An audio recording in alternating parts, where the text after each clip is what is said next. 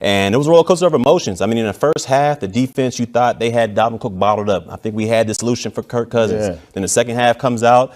Kirk Cousins goes out there and he's dealing to every receiver. Thielen was killing us. Cook was running the ball down our throats. But at the end of the day, we made the more plays than they did, and we ended up getting a W. Congratulations to the Cowboys. Let's see if we can keep this momentum going. And I think the best place to start here is with the quarterbacks. And we talked about Kirk Cousins. You mentioned him a moment ago. And, of course, he had a fantastic game whenever it came to his battle with the Cowboys. He's now 2-7 career-wise. But this was his best game against Dallas statistically in his career. But also Andy Dalton. I mean, this is a guy you needed to come in and manage the game, find a way to get it to your playmakers. And ultimately, Isaiah, that's exactly what he did.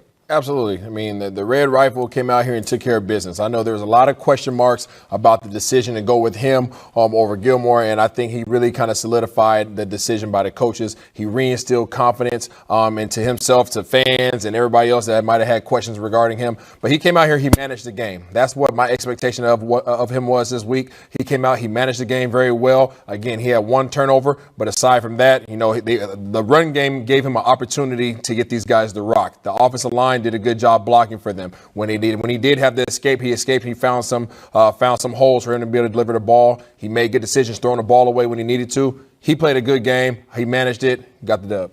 22 for 32, about 203 yards, 3 TDs, 1 interception. I'm with you that he managed the game well. I mean, because I was on the Gilbert train. I was looking for momentum, but he came out and showed that, hey, he's the veteran. He's the guy that can keep things calm, get it to the right players. CeeDee Lamb showed out a little bit today. Mari Cooper coming up big. Gallup being who he is. And Zeke, my friend, 100 yards rushing on 21 carries. For you haters out there, Zeke, baby, okay?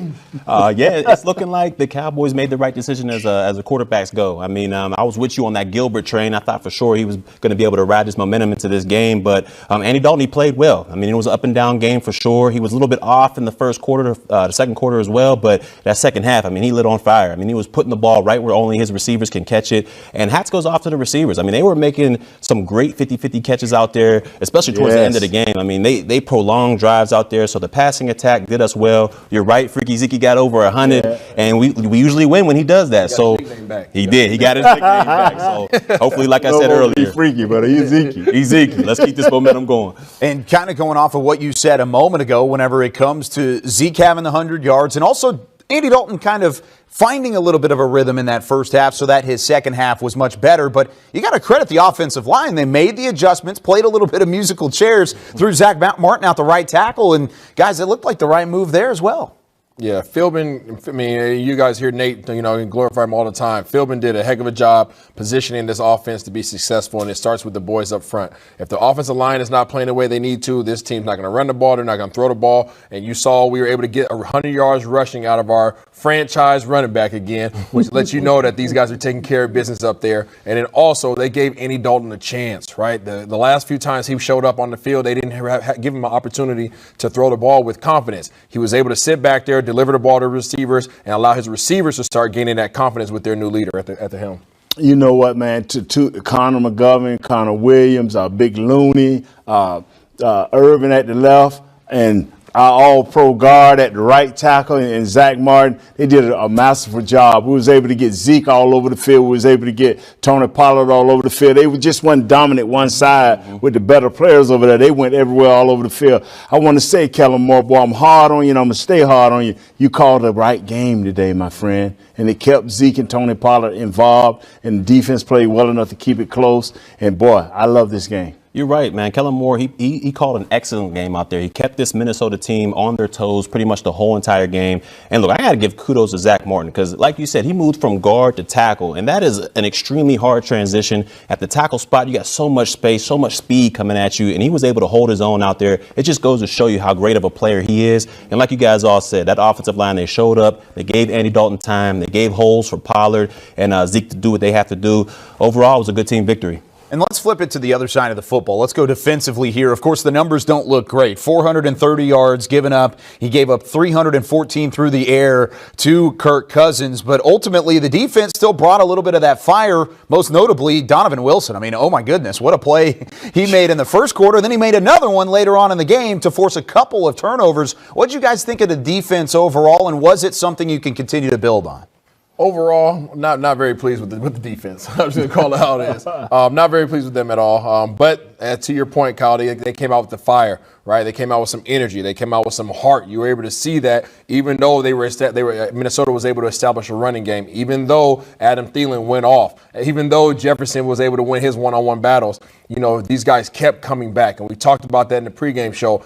Don't play the highs. Don't play the lows. Try to stay even. And there's going to be good plays that they make. There's going to be bad plays that you make. But no matter what, come back to fight again. And they did that. You know what I like about these guys, man? For the first time in a long time, we made one more play than they did. Yeah. And we saw where DeMarcus Lawrence got enough for a sack. Donovan came in there and blowed the guy up, man. They were just making plays. Jalen Smith was making a few plays. So I'm excited, man. When I see these guys, when the front four does their job, it's a little easier on the back end. But both of you guys talked about being consistent. They played hard, they played smart, and they lined up, and at the end of the game, they made that one better play to give it back to the offense so they can do what they needed to do. Yeah, I think overall the defense, they didn't play as well as we would like them to play. They gave up a little bit too much rushing, and we know what happened through the pass. I mean, the secondary looked kind of awful as far as Kirk Cousins was concerned. I think he only missed 5 passes out there overall. So they're definitely going to have to get better in the secondary. But I was impressed with what I seen from Donovan Wilson out there. I mean, he looked like a young Roy Williams out there, the way he was laying the wood on these guys, creating turnovers, something that we haven't seen from this defense all year. So hopefully, like I said in the pregame, they can build on this momentum and build on this game against Minnesota. And we'll see what we can do with this NFC East. Really quickly before we wrap things up here, sticking with the defense, and you mentioned kind of some of the problems that we had seen in the secondary. Is the secondary the number one concern moving into the Thanksgiving matchup with Washington? The fact that really there were a couple times where they were absolutely exposed? I would have to say yes. I'm concerned about our secondary simply because that's the easiest chance for a team to get a big play. Right, our front seven is starting to play better. Our front four is playing really well, but on the back end, that's where we're struggling, right? Because we're in zone, we can't play too high zone because it gives an advantage to the offense to run the ball. So we try to roll to a single safety, and then our guys personnel-wise just aren't matching up and playing well enough man-to-man coverage in order to be able to handle these guys. So I'm concerned there. Hopefully, we can improve there sooner than later because we're going to need them there on the second half of the season. I promise you, as our front four get better, being our front seven, including our linebackers, if we play smart and we play hard and we fill our gaps and we take away that run game, things will be much easier because then you can fall everything back on your coverage. You can put everything on your coverage then and let them front seven rock and roll. So I see them growing. It was Philadelphia. It was Pittsburgh. It was a great running game today. And we talked about the roller coaster. Mm-hmm. They held in there. Yep. And if they mature and be the players that we think they can be and just expand their